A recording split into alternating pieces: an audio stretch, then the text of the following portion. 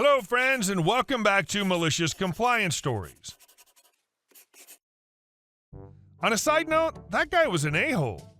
Seriously, we've always been taught to be polite to the police, saying sir and ma'am, stuff like that. You can reduce the number of fines you receive simply by being polite. But before we begin, best way to support our channel is to leave comments, like, and subscribe with the turned-on bell so you don't miss the new video every single day. Here we go. Serving up a double dose at once. This was over a decade ago when I was in field training as a new police officer. During the last part of training, we had to spend a week riding with the traffic officers, motorcycle police, and I just so happened to get paired with the most ruthless ticket writer on the force for 2 of those days. I don't like writing a bunch of tickets and never have. If we're dealing with a normal person with a minor offense, speeding 10 over, registration expired 2 months ago, etc., and I feel that I can get the point across to the driver by talking with them briefly and giving them a warning, that's exactly what I'm going to do. It's not my job to generate revenue. I ensure that people comply with the laws of the land.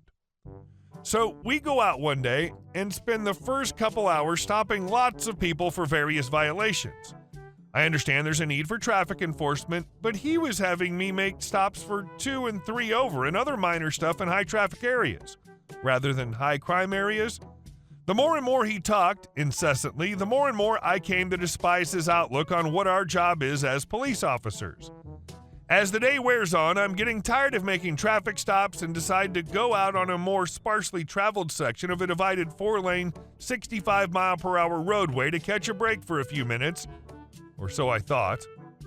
So I'm driving along when all of a sudden he says, "Stop that truck," and points over to the other side of the divided road at a pickup. I had to go a quarter mile up before I could turn around and then catch up to the guy to make the stop. No idea why we're stopping him, so I ask and I'm told, just go. So I hit the gas and get up to about 80 to catch up to him. Not good enough for Mr. Motor Cop, so I bump it up to 90 and ask again why we're stopping the guy. "You want him to get away? Go!" Bump it up to 100 and he's still telling me to go faster, but I refuse. I'm not putting us or anyone else at any more risk to make a stinking traffic stop. We finally end up catching up to the guy and getting him stopped about 2 miles after we spotted him. As I'm getting out of the car, I look over at the motor jockey and tell him that I need to know why we stopped the guy. His reply? Window tint. You have got to be flipping kidding me. Are you for real? It was at that point I just about made the decision that I didn't care how dark the tent was. No ticket for this guy. And then I made contact with the driver and was cordial yet professional, as always. I did not get the same in return. He was a complete douche canoe. One of the flat-brimmed hat guys with shirt 2 sizes too small and had an attitude like I just slept with his girlfriend and his mom at the same time. After I got his information, I returned with the tent meter a minute or 2 later. The law at the time was 25% on front windows. His were 3%. Still getting a warning. And then he changed my mind.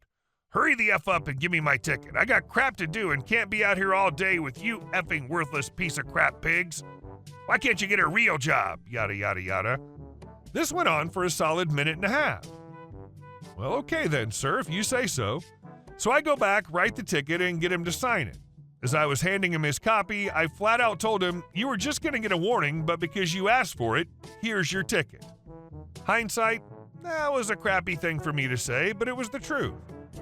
The look that came over his face was about on par with the rage face meme. The level of fury boiled over in this dude. He started yelling, cursing, and flat out lost control. As I was about to walk back to the patrol car, the guy threw it down into gear and peeled out. It just so happens that he'd pulled off onto a dusty patch with a bunch of gravel, and it just so happens that the jackwagon traffic cop was standing behind the guy's rear bumper, his poor decision, horrible spot for officer safety anyways, and got blasted with a shower of tiny pebbles and dust all over his lower half before jumping into the roadside ditch to avoid the onslaught. I could hardly keep myself from laughing. By the time he picked himself up and we got through the dust cloud, the driver was long gone, leaving the motor cop absolutely furious.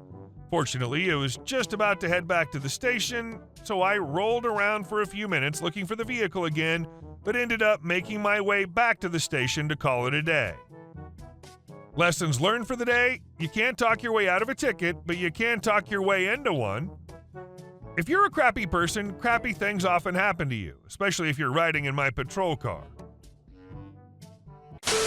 And our second story. Yes, I will tell your child why she isn't getting Christmas. So I used to work at a TV provider many years ago. Christmas time was the worst because customers would call in complaining that they can't pay their TV bill because, of course, it's taking Christmas away from my child. And how could I be such a mean and uncaring evil person? Thing is, when every third call is like this, I stopped caring 2 days after Halloween. One of these parents called in on a late December day wanting to know why they not only had to pay their $145 bill this Christmas season, but why we expect them to pay for the 7 pay-per-view adult movies as well, all starting at $13.99. The upset mother is yelling at me when I hear this. "Lisa, you get over here. You," referring to myself, "I want you to tell my daughter why she isn't getting a effing Christmas this year. Go on, tell her." So I get this girl on the phone who sighs as Mother Dearest walks into the other room. "Hey, let me guess you want to tell me something." Me: "Yeah, I hate to do this, but your mother's overspent herself and you probably aren't going to get anything for Christmas." Child: "Yeah, Mom hardly ever pays the bills. Sorry, you aren't the first person she's put me on the phone with this year, but you are the first one who hasn't bullcrapped me, so thanks." Me: "Well, Lisa, just don't let these things define who you become in life. The only one who can stop you is yourself, not me or even your mother." Child: "Thanks. Mom's coming back. Don't worry, I get Christmas with my neighbors. I'm good." Mother: "So now are you going to cancel my bill?" Apparently she's been getting her service credited using this tactic. Me: "Nope, you still owe us a minimum of $150 before we can reinstate your account." Mother: "You're heartless, taking Christmas away from my little angel." And she slammed the phone down. The one silver lining is that one day Lisa's going to give her children the magical Christmas she never got. It may not be much, but it will be magical. And our last story. The owner said I could fish here. My parents own a nice piece of property in a neighborhood in the suburbs. There's a 1/4-acre pond on the property, and to be honest, it's picturesque AF, mainly because my parents are amazing gardeners and keep everything looking great. It also sits down a small hill a little ways from the house. Throughout the years, we've had to chase people fishing and kids playing away. One, because it's a liability, and two, there are tons of huge snapping turtles. We have no trespassing and snapper warning signs, but I guess reading signs is for losers. Anyway, one night while I was in high school, I look out and see a man standing on the other side of the pond from the house fishing.